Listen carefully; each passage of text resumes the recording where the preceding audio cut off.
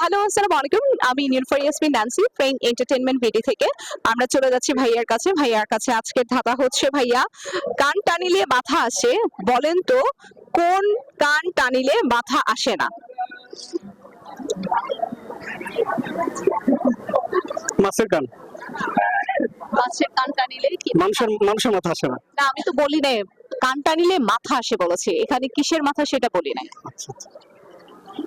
কিসের মাথা আসে না? হ্যাঁ, পারতেছি না, পাস। মাথা ছাড়া করেন কান। আমরা বলি না কান টানলে মাথা আসে। কোন কান টানিলে ওটার সাথে লাস্টে কান লেখা আছে, শব্দটার আগে যে কোনো একটা মানে বসবে, এর পেছনে কান লেখা আছে। পারতেছি না, পাস। সরি, না।